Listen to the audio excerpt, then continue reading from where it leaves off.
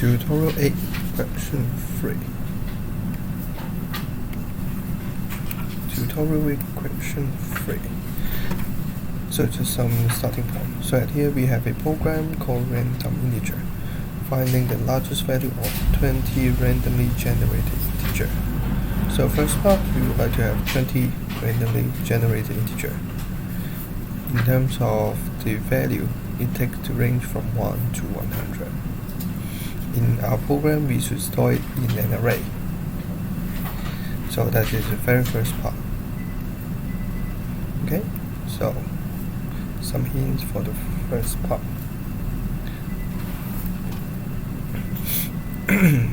So here we would like to have 20 randomly generated integer. So in other words, what we want is that we would like to have a whole set of array. Say for example we call it VAL, and now we would like to store 20 integer inside. So VAL, we have the first one, VAL0, and then after that VAL1, and then go on and on. The last one, VAL. So 20 random numbers started from 0, last number needs to be 19. Okay, so there was two parts for the beginning. The first part, we need to declare the variable. So how can we declare a variable VAL with 20 boxes? So pretty much VAL is the name, so we have the data type integer, and then after that we have square root, square bracket. So inside is the size. So about the size, we can put it inside 20. Or another way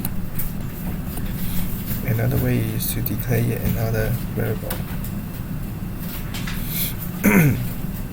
So we can declare a constant. So say for example size, and then using this size to declare the variable.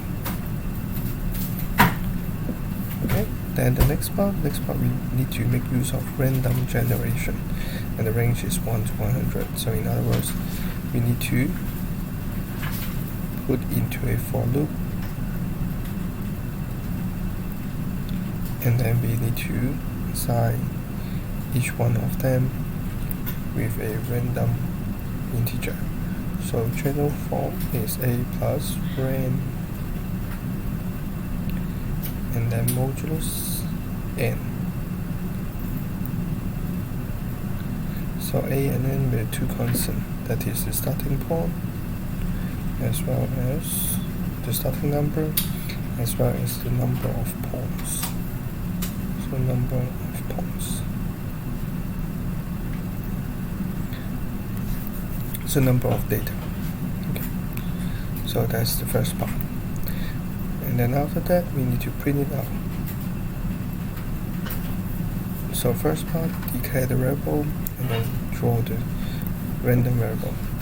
So the second part, before taking a look to the largest, we need to print them out 5 in a row.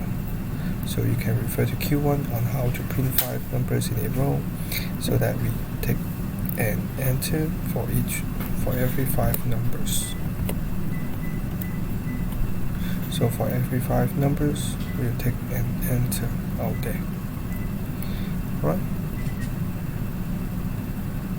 So once we can print out, then the last two parts, the more challenging part, is that to find the largest value of all, and then taking average on them. So what does it mean to be finding the maximum, finding the largest number? So say for example, in case we just have a variable, say called maximum. So now we would like to make use of this box to go through each number, and then by going through the number, first of all we can say assume 41 is the largest, and then we compare the maximum value with the array element, say 54. So in case it's larger than 41, we update it into 54, and then the next 76, it is larger than the maximum, we update to 76. So next, when we have 5, when we compare with max at that moment, 76, it is not larger, so we go to the next one, 64. And then again, it's not larger than, then we go to the next.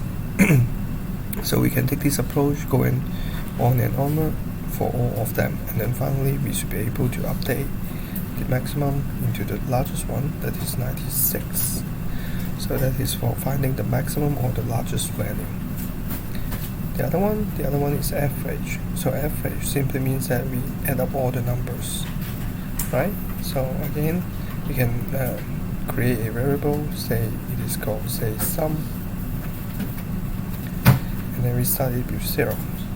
Then we add the numbers into there, so sum turns to be 41, and then 41 plus 54 turns to be 95, and then plus 76 turns to be 1, 2. So 1, 2, 1, and then going on and on. So by the end, when we got the total sum of number, we divide by the number of terms. So there we have 20, right? But then again, for the 20, we can pick it up from the size. So once we got the total sum of all the number, divided by the number of integers out there, then we got the average. So pretty much that's how we did it. So now it's your turn to try it out.